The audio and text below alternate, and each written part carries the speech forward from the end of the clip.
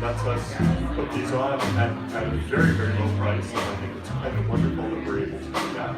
And in thanking the Greg, we also have to thank Jonathan Humphrey and Gordon Hanna, who help us put these things on, and without his help, we just wouldn't be able to do it. And of course, on the bar tonight, Rick is fantastic. She's just wonderful. She's making some cocktails that are on offer. There's a black bottle fashion, and Winston, Rob Roy, and they're both quite lovely. We also need to thank PMA and Michael Looney for sharing Stephen with us tonight.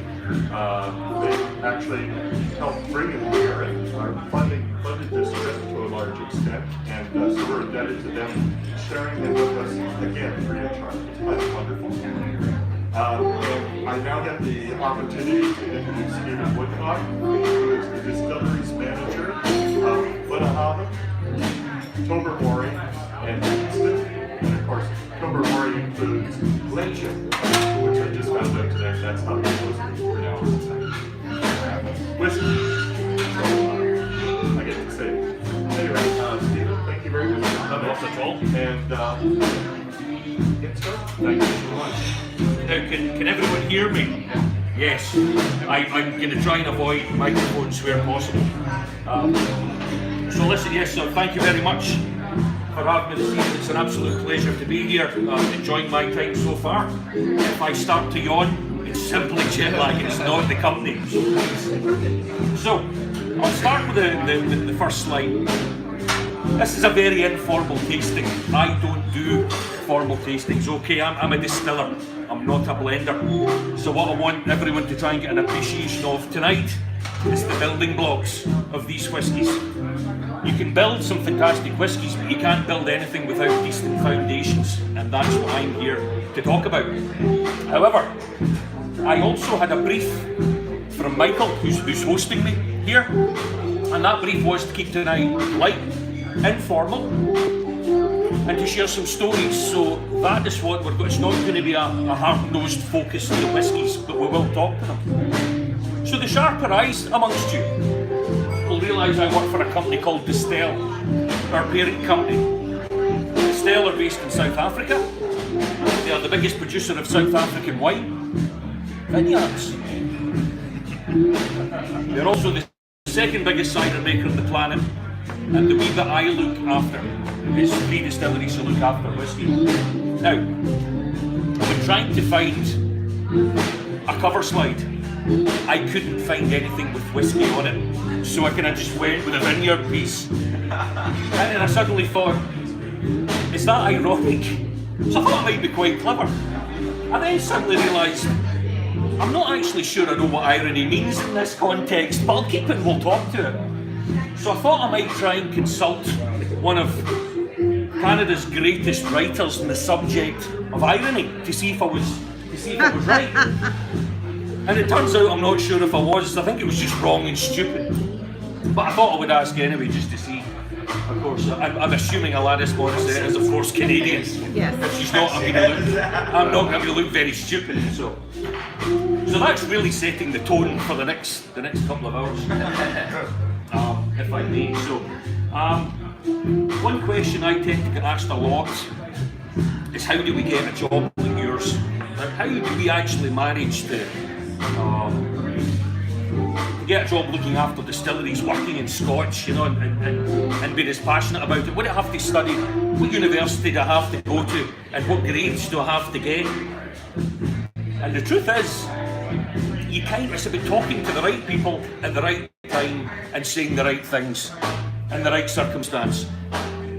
So, because, you know, growing up, I wasn't the sharpest tool in the box. In fact, there were immortal words from my parents: Stephen, you're not the sharpest tool in the box. In fact, you're not the brightest star in the sky.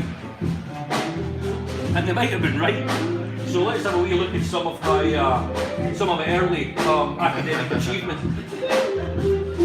The sharper amongst you will actually notice, I was expecting a bigger laugh, to be honest, but this is going to be a hell of a tough kick. And for the sharp eyes, I've actually spelt achievement wrong as well, quite deliberately. So, despite being born into whiskey, my father owned his own pub, his own bar, and my mother worked for Allied Distillers, who eventually started as Hiram Walker actually, succumbed to Allied Distillers, who then succumbed to Chivas, who succumbed to Pernod Ricard, just disappeared into a big monster. And but that wasn't for me. And one thing I was quite good at school was chemistry. I thoroughly enjoyed chemistry. But as we can see, I was shit at most other things, so especially mathematics. So the opportunity to go on and study chemistry at university was kind of passing me by. But my parents were worldly wise, and they went to university at a time where in Scotland, I think 1 in every 20,000 school leavers actually went to uni, so they were very switched on, bright people. I said, Stephen, maybe the thing for you to do is go into the world of work, find a really good employer who will support your education. You will learn vocationally and you will learn academically because you're not totally stupid, thanks mum and dad. And you're quite good at talking, you're quite good at engaging, you're quite good with people, so go out, develop those skills and learn. And they do say, well, I say back home that learning, education can be wasted to the young.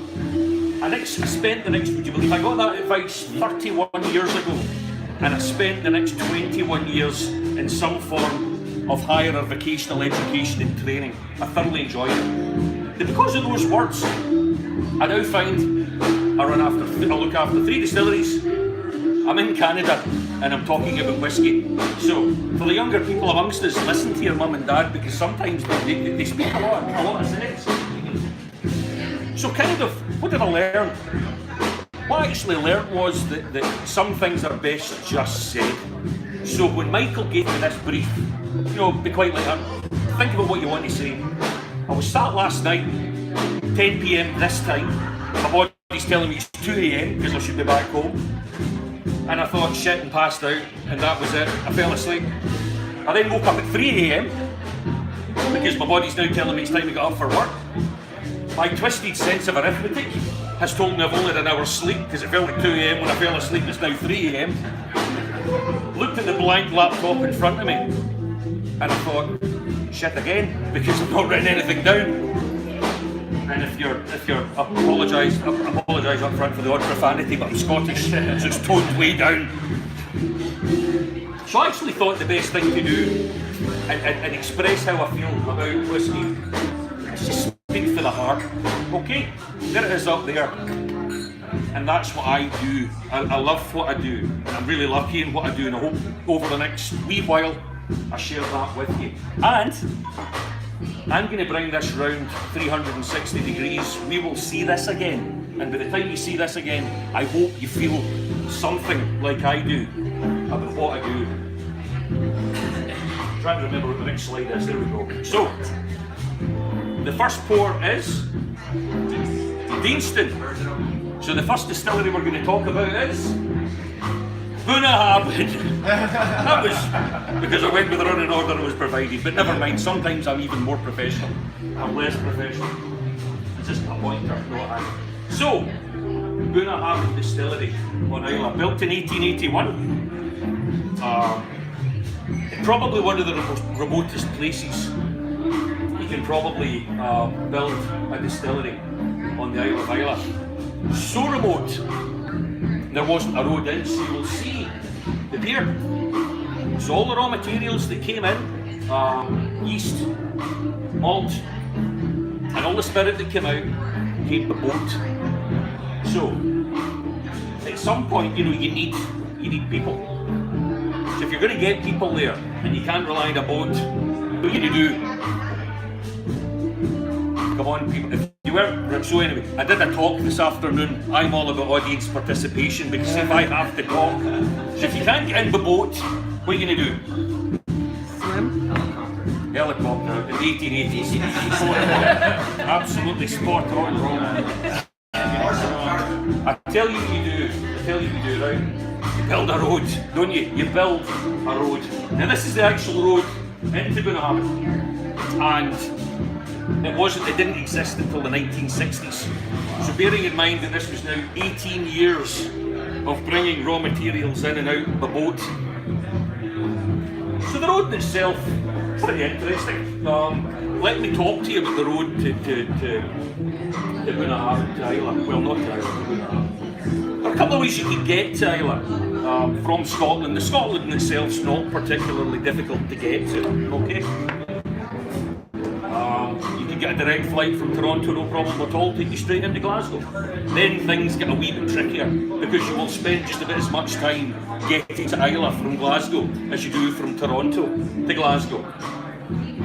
And unless you want to take the plane, of course. The plane will take you from Glasgow International Airport to Islay International Airport. Islay International Airport's the size of this room. It's tiny. It's a lovely wee airport. And you can go over there on a twin-prop 30-seater plane. Anyone nervous about flying just doesn't want to. I'm going in this flight next week and I'm shitting myself already. I just don't enjoy it. Very bumpy. But I'll get you there. Okay, so you land in, or you might get the boat that brings you into Port Ellen. And Port Ellen's the biggest town in the island, and it's home to the big three. What are the big three distilleries in Port Ellen? Who likes their Islay whiskies? Lefroy, Ardbeg, and Ardbeg, exactly. So, if you just want to go and see a distillery, go and see them. If you want to get a bit more adventurous, alright, you can drive out to Bamore, and Bamore Distillery sits by the sea. Beautiful, lovely distillery. If you want to get more adventurous still, drive out towards Bridgend. Now, the Bridgend you can go and see Bruichladdich if you want. But on the road out to Bridgend, the roads get a bit crappier. Okay, they get a bit thinner, they get a bit windier, they get a bit bumpier. And it's all about kind of, well, okay. But we're still not at Bunnahabhain. Now, if you were so inclined at this point, you just keep going straight. And after about half a mile, you'll get your feet wet because you've driven off the end of the island. But Kalila's there. So Kalila Distillery's there if you want to visit. But if you turn left just before Kalila, you'll find this road.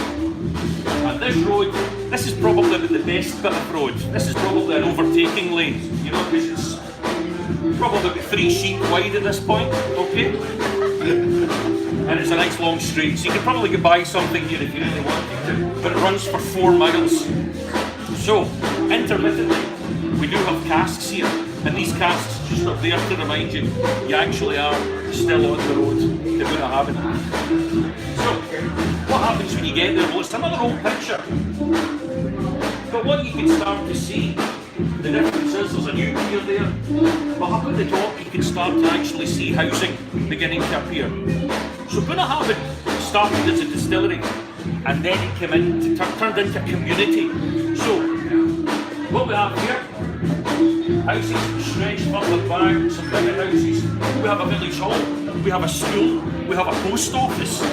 So all of a sudden, Bunnahabhain's not just about distilling, it's about community spirit. So it's not just about new make spirit and whiskey, it's about community, okay? So, we've looked at the road in, we've looked at the pier, we've looked at the distillery itself.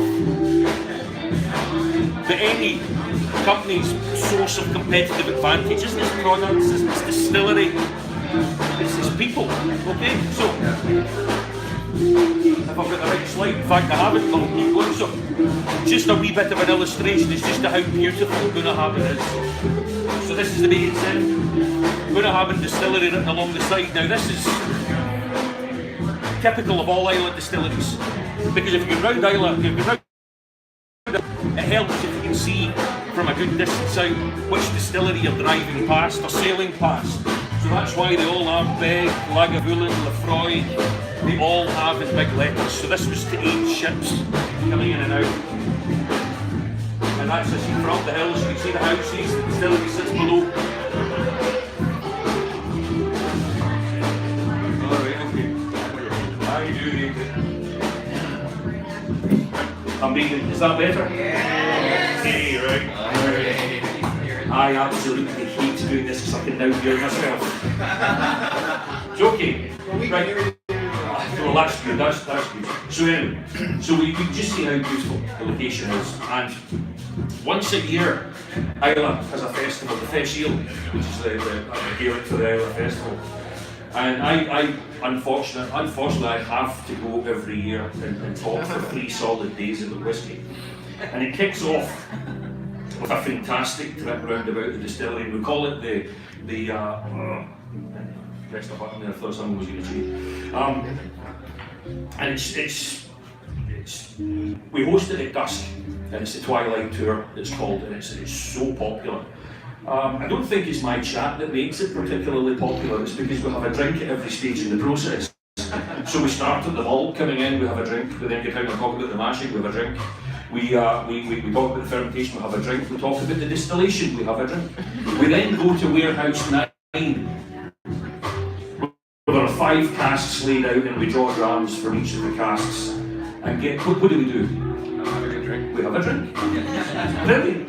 So, last year, a beautiful evening, we were out the pier, finishing off the night. And listen, this just sums up the atmosphere of Bunnahabhain for me.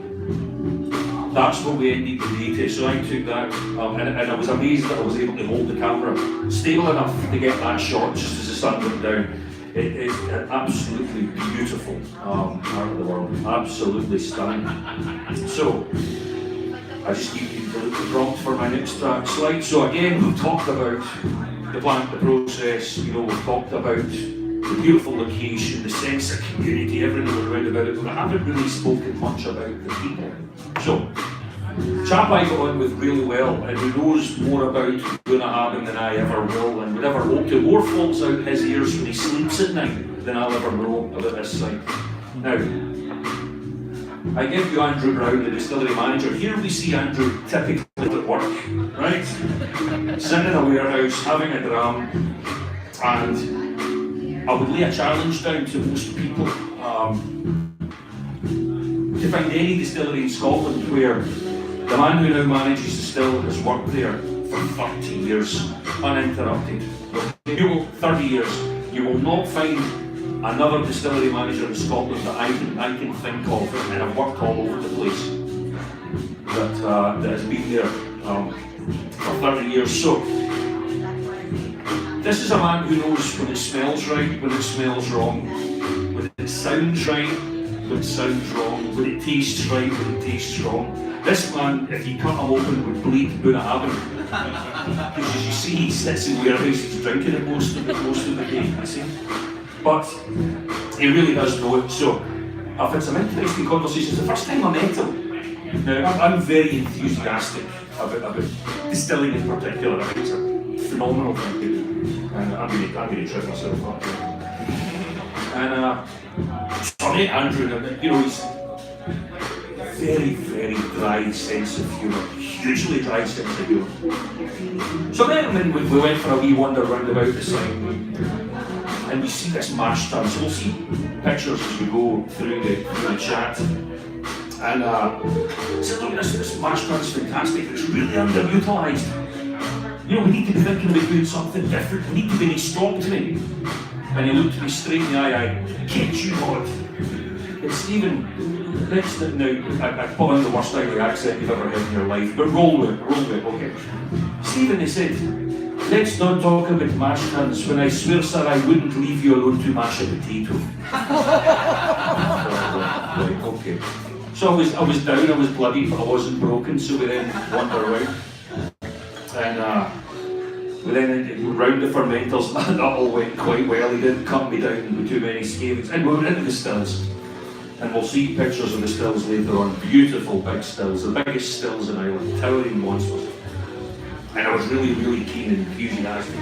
We really should be looking at distillation profiles and patterns and everything done, because this is just great. Stephen saying this is stopping me. Say no more, because don't talk to me about boiling stills when I wouldn't leave you unattended to boil a kettle. Right, okay, so I was pretty beaten. But still, I continued with the enthusiasm, and he cut me dead. I was down, I was out. He said, enthusiasm is one thing, but you really shouldn't confuse it with competence. So I was kind of put in my place, despite the fact that he's boss, I was well put in my place. But there are some really interesting stories. This is the man who will actually tell you how much water we've got left in the warm months, but whether or not his front lawn is beginning to crack. I kid you not, you will wander out in the morning, and of course it's been we do get periods, you might find it hard to believe, but we do get periods of dry weather in Scotland. And when the front lawn begins to crack, you'll phone up and say, look, we've got about 2 matches worth of water left, and that's it, we're done. He's right. With 2 matches worth of water left, and that's it. And that comes from that level of experience at the site of the distillery. So, one day, I'm on the phone to him and I'm coming over and I'm visiting, and we did have an issue with water. And what brought this story to mind was, I don't know whether or not, in Scotland we're quite passionate about we're rugby, and I know Canada's a great rugby nation. I don't know how much how many of you follow it, but there was a particularly impressive game at the weekend where Scotland came from 31 points down against the old enemy to almost win the game. And this brought me in mind of this story because it's a fantastic story. So, I'm talking to Andrew about water. We need to go up and look at this water intake for the cooling. It's a bloody nightmare and I'm having real problems. So it's okay, let's go and do it. So bearing in mind that it's our great rivalry with our neighbours next door, something I know you're not unfamiliar with, we've got dates in the next to the south as well. And so it's all friendly stuff. It's all friendly stuff. In case there are any Americans in, it's all friendly stuff. Or any English for that matter. So says to me, look, you need to come in and I want to take you up. So I said, right, okay, that's fine. Do I need to bring anything with me? No, sir, he says, just come as you are. Just come as you are, it's fine. So I go over, fly over in the 30-seater bone shaker. And up to Moonaham, and he said, right, okay, come on, let's go up the hill. So, excuse me. I say, right, that's fine, so anything I need? No, you'll be fine as you are. So I'm stood there with my shoes and my trousers, maybe not unlike the dress shirt ones I'm working. He says, I'll be with you in 2 minutes. So he disappears, so I'm stood there again, just waiting as I am now. And out he comes, dressed like he's about to take on the north face of Mount McKinley. He's boots on, waders on, the whole piece. I thought, anyway, it's off we went. So we go up to this water. And I'm scrambling up the hill behind him, he's up top looking down, and I get up there, and there's this gentleman, and he's just drinking water, but beautifully dressed in tweed, looked very, very posh. So Andrew says to him, if you're not familiar with Scots, it's okay, I'll translate. He says, excuse me sir, you never want to be drinking that because it's food of who's shite. And his fellow looks up and he says, sorry sir, you'll have to repeat that because I only speak the Queen's English. You'll have to enunciate that much clearer and much slower. So of course for the uninitiated, what actually Andrew had said was you need to be careful drinking that water because cows have defecated in it, so, So of course this chap had told him, well, you need to speak much slower, much clearer than the Queen's English, please. So Andrew says, certainly sir, I think you'll find if you cup your hands, you'll get more in your mouth that way. Well, that was quite a good joke. Some of the stuff I'll tell you this evening is actually true. So that's Andrew, a really good fella, and he knows Moonaham, like I say, inside out. So, a wee bit about Distell. I did promise you a big picture of the mash tun. I lied actually, that's just a corner of it, but I quite like it, so I used it. So, biggest mash tun on Islay, 15-ton capacity, so it's a monster. It's a traditional tun, so anyone who's familiar with mash tuns will know it's the tumbler type. So rather than these fancy louter gears that are, this is just the old-fashioned tumbler racing around and round. And the mash tun is the first place where we actually start to develop character in the whisky, okay? Anyone who thinks unique spirit is the same from distillery to distillery would be completely wrong, because if that was the case, we would have one distillery turning out 200 or 300 million litres of unique every year, and that would be it. Life would be rich, but it's not. There's 125 distilleries doing 120, let's say 125, the last time I counted there was. And each one has its own unique individual character. And it reminds me of a wee story. I'm a managing director. I used to work for Diageo, who I like to refer to as the evil empire. I left in really good terms, but I didn't leave in really good terms. When someone mentioned it once at a tasting, and I thought it was funny, so I clung on to it. And the managing director asked me, so, what makes you get out of your bed in the morning? Now, bearing in mind, Scotch is geographically protected. No one else can make Scotch except Scots in Scotland. You guys could make it wanting to visit, you just have to do it in Scotland. We sometimes let other people do it, under guidance. And he said, you know, what makes you get out of it? What makes you proud of what you do? And as sharp as you like, because you just came naturally. As a distillery manager at the time, there were only another 124 people in the world who can say they do what I do. What's a bad thing about that? Back to Bunnahabhain. So, 15-ton mash tun, the tumbler starts to develop character. So this is one of the underlying notes that we start to create in the Bunnahabhain unique spirit. Distillers typically will want a clear wort. So what we're running off the mash tun is called wort, sugary water, really high sugar, and we like it to be clear. So it would look, a really nice wort looks like a nice beer, a dark beer, nice and clear. But occasionally, because of the size of the tun at Bunnahabhain, the filter bed, so the husk bed that the wort drains carefully through, becomes saturated with water. And the weight of water on top of it pushes down arch. The runoff then slows down a wee bit. So what the guys have got to do is initiate the tumbler, the big turning rate that will go round and round, and that upsets the bed. And that puts some cloudy wort through. And that cloudy wort will give you slight nutty, spicy, cereally characteristics to the whiskey. Some distillers want it. It's not a bad thing. I've managed over my years olive bells, still operational distilleries, and they thrive for the character of their whiskey on a cloudy wort, really cloudy. But we want something nice and clear. But those cloudy slugs going through will start to build that character. So, from the mash tun, we will collect 70,000 litres in the fermenters. So, Oregon pine wash bags, 6 off, and they're one of the reasons that we can't operate. So, at the minute we operate about 12.52 ton mash. We can't do 15 because the fermenters are so old, they'd fall apart. Which is quite nice, quite authentic, but not particularly economic. So we're in the process of replacing these just now. We're going to replace a couple this year. But Bunnahabhain works on what we call a 5-day cycle. So the operators, the team there will work from Monday to Friday and distill from Monday to Friday. The fermentation will run 7 days a week. So the fermentations will run when the stills aren't running are long fermentations, okay? And the fermentations that run when the stills aren't running are short fermentations. So a short fermentation will be around 50 to 60 hours. A long fermentation will be around about 100 hours. Now, at this point, I'll do this now. Wet my whiskey. We need to talk about the third raw material. So we've added malted barley, and we've added water. What's the third raw material by law? Yeast. Absolutely spot on, yeast.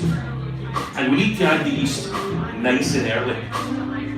Why do we need to add it nice and early? Because if not, it's simply not a sterile process. These old wooden wash bags date from the 1960s. Sure, they're cleaned, sure, they're steamed, but they're not sealed. So, if we didn't add the yeast nice and early, something else in the habitat, some naturally occurring yeast or naturally occurring bacteria would start to populate. Now, an example of that is if you were half the filthy student I was, and you know, you come in and you leave some food in the windowsill, and 10 months later you realise you're hungry, and you go back to it, and it's just a pool of blue liquid. Well, that's because, you know, there's bacteria and yeast all around us which will just start to eat that and break it down. So the same thing would happen in a wash bag. So then we add yeast. this is the part that I'm most passionate about, because we're actually fermenting out a strong beer called wash, and if we don't get that right, it doesn't matter what you distill on from there, it will be rubbish. Okay? So we add yeast, and we add yeast early doors. Yeast is a very interesting life cycle. This went down well today when I said it, but there are times when I love yeast more than I love more children, which is it's cheaper to run for a start than 2 kids. So we add the yeast in, and yeast typically will look like, in a cream form, it just looks like cream, it looks like milk, it's just a white liquid. But we do need to look after it, we need to keep it cool, we need to keep it in a sterile environment. So it really needs to be looked after well. So we store it in cool, clean conditions, add it in. So the yeast's been pitched in, and it's now gone from an environment where it's only got other yeasts for company, it's nice and clean, it's nice and cool, it doesn't really have much to worry about. And then it's been pitched into this environment where it's quite warm, so it's maybe about 20 degrees, there's lots of food, well, you know, an environment it's really unfamiliar with, so it takes a wee bit of time to get used to that. And it doesn't do much. So you kind of pitched it in, and if you were sitting there, you know, looking at it, really watching a kettle boil, it just would never seem to move. So eventually, after a few hours, it gets what it needs to do. And yeast has a couple of choices. Is there any? Well, I needed to check. So I checked earlier. Any biochemists in the room? Oh shit. There's always one that knows what he's talking about, isn't there? Any physicists or chemical engineers? Oh, okay. No, I'm a jack of all trades, but I'm a master of none. So anyway, my friend at the back will keep it right. But yeast has a couple of choices. In a high sugar concentration, it will preferentially ferment. Right so far? But it also needs to respire. So it will use some of that food to multiply. It will use some of that food to maintain itself. And it will use some of that to maintain its shell, its cell wall, and look after itself. But preferentially, it's there to ferment. And it'll do that quite happily. But of course, you get to a kind of point, so that's called the log phase, because it's multiplying away, making lots more yeast. But you get to a kind of critical mass where the food's beginning to run out. It's maybe each yeast cell will bud 10 times, and each yeast cell is budding will bud 10 times. So it gets to the point where there's a lot of yeast, there's not a lot of food. Yeast isn't particularly tolerant to acidic conditions, it's not particularly tolerant to alcoholic conditions, of course. It's getting more alcoholic, and because yeast doesn't like acidic things, it spits them out. So the whole wash bank's becoming more and more acidic as life goes on. So it will get to a point where it hits something called the stationary phase, and really is beginning to die off. As much yeast is beginning to form as it's beginning to die, and then it gets to the 4th stage and it just dies. Now, all that takes is about 50 to 60 hours. Now we've talked about these long fermentations at 70 hours. And we've talked about the short ones up to 70 hours, 60, 70 hours, the longer ones about 100 hours. That should beg a question.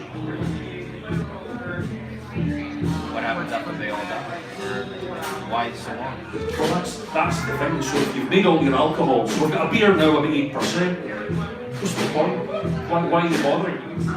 Well, that's now the second major stage in the character of your unique spirit.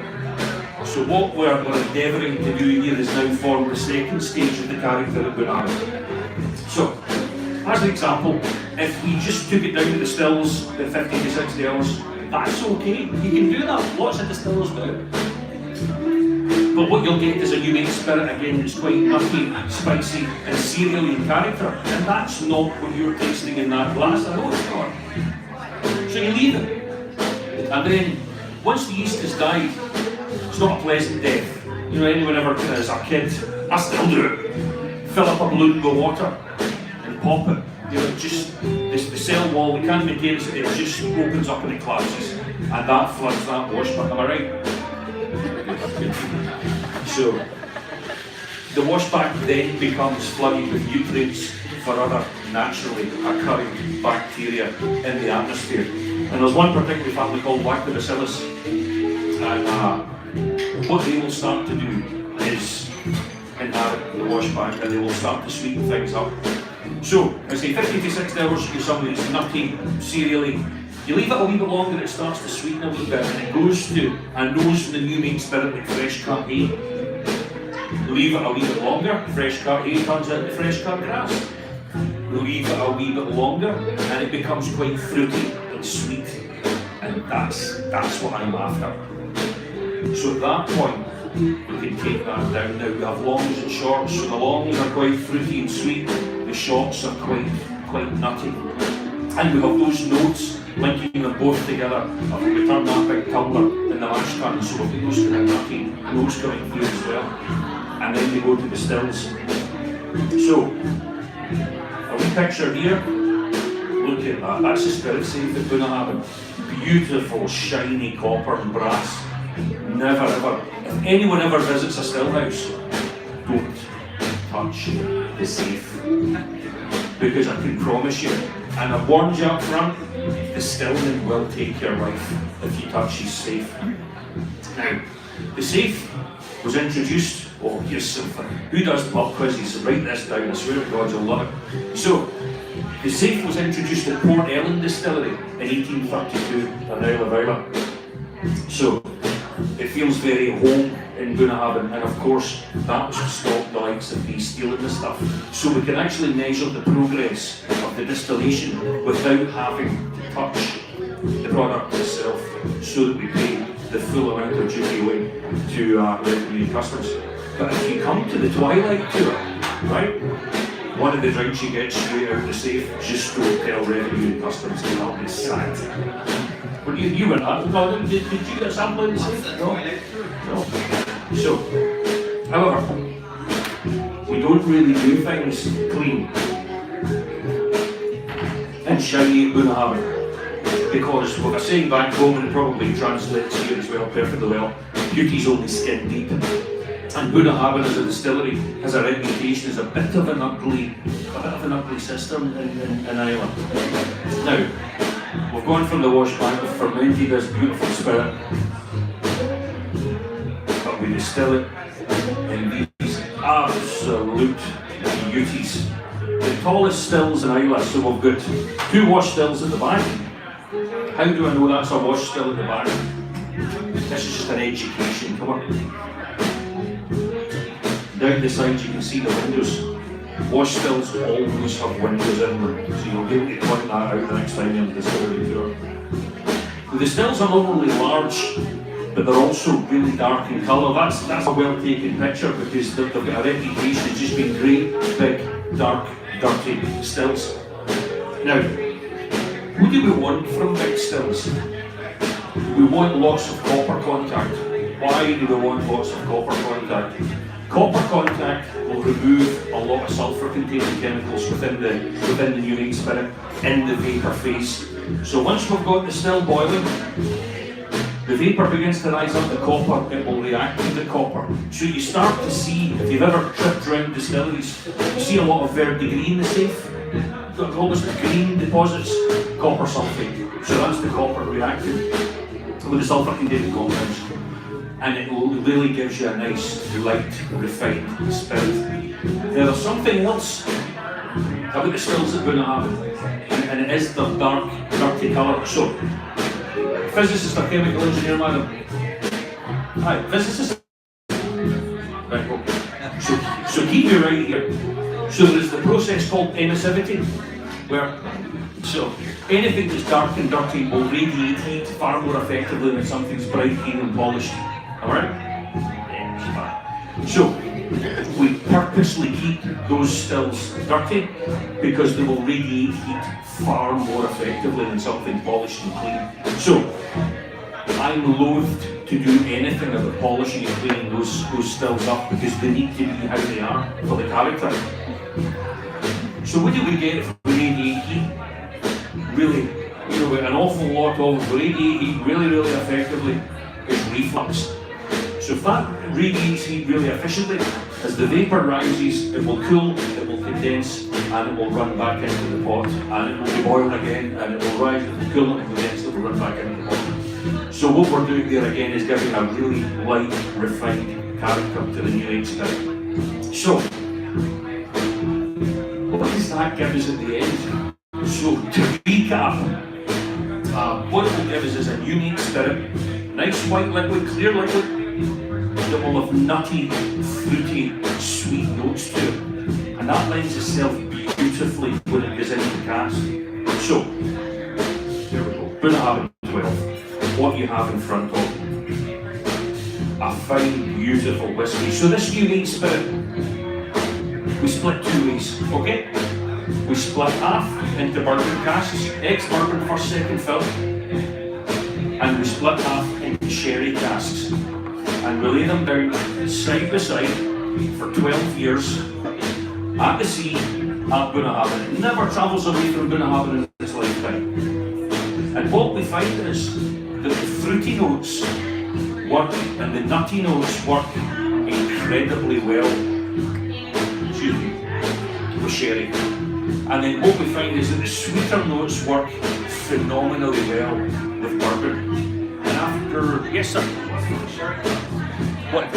I don't know if that's I think the main sherry is Oloroso, so, but I'm not party to all that information, that's the same. I'll bring you on to who is in the end. So 12 years side by side, and then they're revatted and they're blended again. And what that gives you is something now 12 years maturity behind it. There's actually a creaminess that blends, you know, the nutty notes, the fruity notes. There are hints of dried fruit now in there. You know, it's almost like Christmas cake on the nose. There's lots of dried fruit, some walnut in there, a lovely sweetness. It's absolutely beautiful. So, thoughts? I know what it tastes like. You guys tell me. You know, you hold a nose in your face and a tongue in your mouth. What do we think? You're as chatty as this afternoon's group. Good? Bad? It is good. Oh, it's beautiful.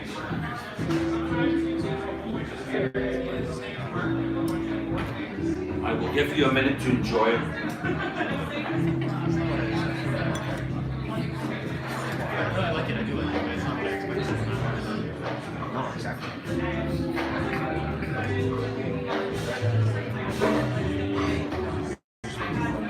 Good. You tried the 18 habit?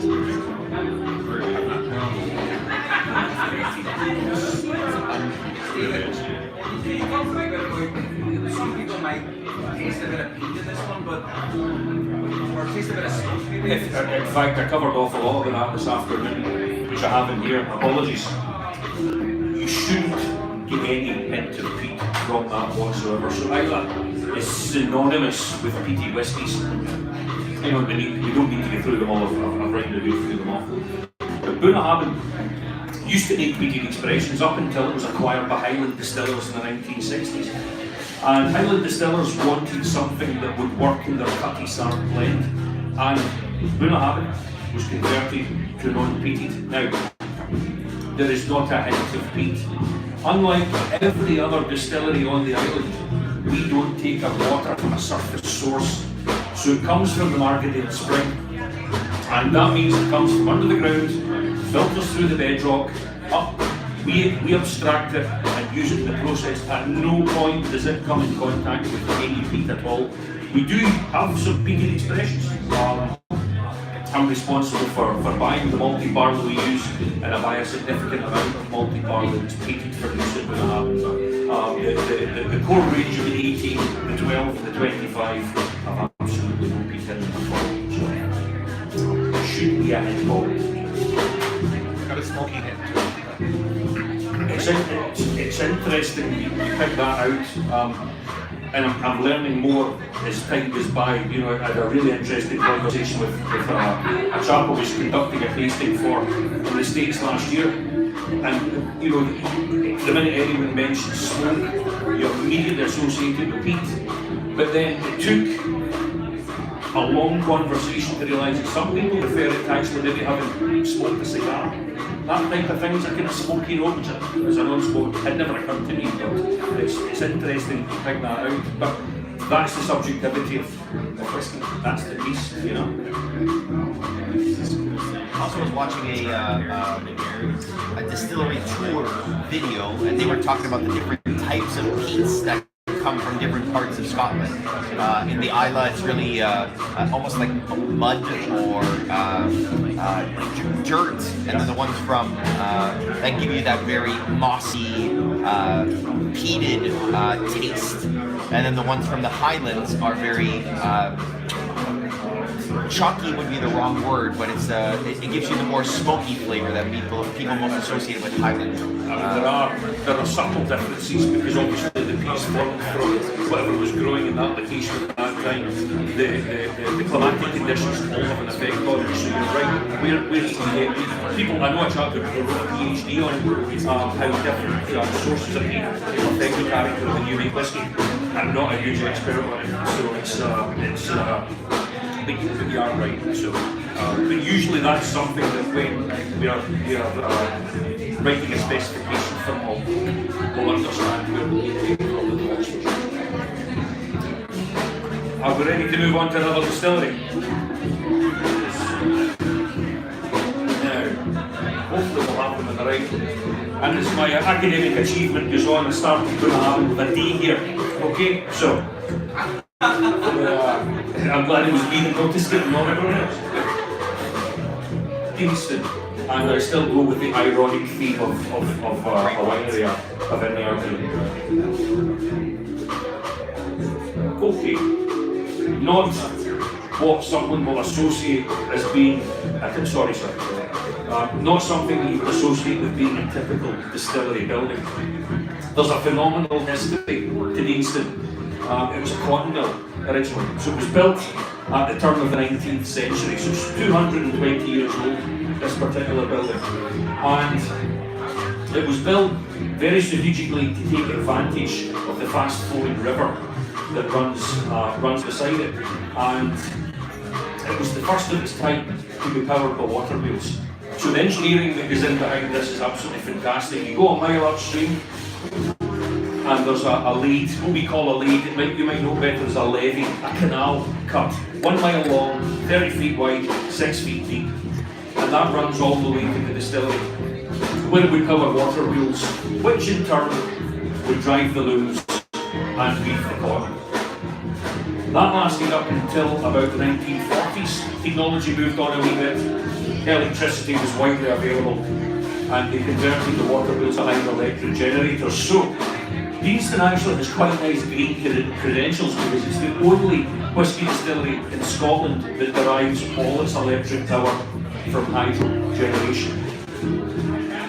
So, it worked. The distillery worked okay for the cotton mill ran for about 150 years. It then became not particularly economically viable to weave cotton in Scotland. But a company from Glasgow recognised its potential. So they came up to look at storage space. They were a company who bought and bottled whisky. They saw the distillery building, saw the water. We take our yeast. The yeast is only 10 miles away from site, and the barley grows all around. So you have all the raw materials really you need. The water from the river Teeth we see here, fantastically soft. It's a granite base, so there aren't a lot of mineral deposits in the water, so again, ideal for making whiskey. We only use the first couple of floors for the distillery. The four get all the way up to the top, because there's windows in the roof space as well that you can't see, are left exactly as they were 50 odd years ago when the looms were taken out. And it's hugely atmospheric, and I mean massively atmospheric. I would like to think I'm quite a reasonably big growed man, just under 6 feet, and I know you work in, I can't understand pounds, I'm about 16 stone. I don't go up there on my own. I'm just absolutely terrified to go up there on, which is very, very atmospheric. You can still see channels in the heavy beams where the barefoot workers run between the looms and the whole piece, so it's a nice sense of history to it. It's also a beautiful location. So this is the River Teeth looking down to the bridge over to the village nearby. The village is called Doune, D-O-U-N-E, as you see up there. And what used to happen was that Deanston used to be a dry village. And during the Napoleonic Wars, which were early on in the cotton mill's history, money was so short that they printed their own money in Deanston. Doune had a pub in it, but it didn't have any shops. So Deanston had shops, but of course the currencies were completely different. So this bridge down there is 500 years old, and what would happen would be residents of Deanston would walk down, meet the residents at Doune, they would exchange currency. The residents of Doune could go and do their shopping, and the residents for Deanston could go out and get a pint. So it worked very, very well. That bridge is where that transaction happened. And it is, and from that you wouldn't believe we're less than an hour from both Glasgow and Edinburgh. It was just an idyllic position. It's where my office is. It's a beautiful place to turn up and work every day. Further down between the trees, you see Doune Castle. Anyone a fan of that program as Outlander? Familiar with that? So Doune Castle, as well as Deanston, is used as sets for Outlander. So it's maybe more than one occasion I've seen that big hulky fella's bare arse, which is not unpleasant, obviously. So another bit of a closer view of the buildings. You can actually see the scale of the buildings. A beautiful building.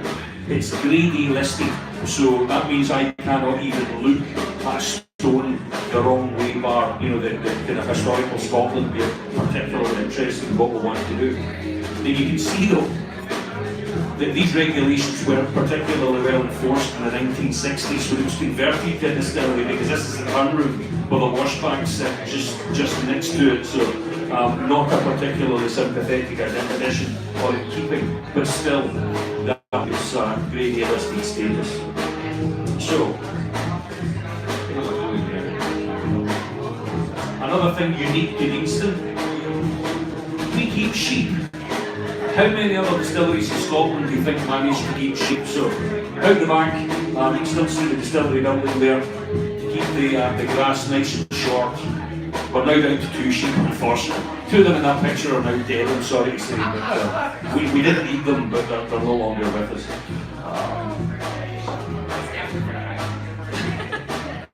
Right, let's talk a wee bit about the process. So, similar to Bunnahabhain, we have the traditional mash tun with the tumbler gear you can see going around there. We stay true to traditional whisky making techniques. We're replacing the mash tun this year because that one is absolutely done, it's finished. But we're replacing it with like for like. Okay, some more modern materials of construction. We will drag it kicking and screaming into the 21st century, but it will still be open topped. And it's the biggest open top mash tun in use in Scotland today. 10.5 tons at the minute. It will go up to 11.2 when we replace it. And again, the typical tumbler type technology there. So when we fill up, we'll put 10.5 tons in. Typical ratio is 4 to 1 with water. So for every kilo of grist, there will be 4 litres of water. Fill it up, 65 degrees. And all the wee enzymes that were resident, I'm not going to be too technical, so my friend at the back will just correct me. All the wee enzymes will break all the resident starch in the malt down into fermentable sugar. Michael? Why open top? Mash tuns were always traditionally open topped. That's how they were designed and operated and built. But of course, as we get much more of a scientific appreciation for the process, you realise that you want to maintain a constant temperature in there of about 64.5 degrees, and that is the most efficient temperature for the enzyme action to convert starch to sugar, and you can taste it. So, one thing that we're very proud of, we see a lot of visitors to Deanston. All our sites have got visitor centres, and they're very busy. But one thing that we realise is quite a small company, well, not a massive company, is that tourism is big business to us. So why would you take yourself away from the authenticity of actually being able to smell, see, touch, feel? Because anyone that comes in is welcome to do it, provided they don't drop a bottle of poison or something like that. Then more than welcome to come in and you can actually get a sense of that process. Go to some visitor centres and I'm afraid the mash can is nothing more than a big stainless steel soulless box that maybe makes the odd whir or whiz, but you don't actually see much. So when we're replacing this, it would be very simple to go and put a lid in it. But then the people have visited us, and please, if you ever do come round, have a look, you can actually get a feel, you can actually, should I say the word intimate? I don't feel like intimate with a mash can, that just sounds a bit odd. But it's quite, it does exciting things for me, but that's what I'm doing today. So, and it's, so you will go in, and it's that authenticity. As an organisation, we tend to be as authentic as we possibly can be. And we'll talk a bit more about that when we go into the next round. So again, we're looking for that nice, clear wort. Clear wort's essential for these, absolutely essential for the character. So we want to get that through, but occasionally, when the tumbler turns, you will get some cloudy slugs through, and that will give you a slight cereal note to the new mix, but it's very subtle, but it's there. So we take the wort through to the fermenters. Not particularly romantic. They're not stainless steel, they're a material called Corten steel. We're now in it's an amalgam of mild steel and copper. Material of the future in the 60s turns out it's crap and it's not very good, we're replacing them all. So they're all about ready to fall to bits. So we're doing the last two this year, so this is quite an old picture. But, again, same story. We transfer over the Distell at the minute is the 7-day cycle. So 7 days means that we are both distilling and fermenting. So a challenge for the distiller is to make sure that you have a profile that ties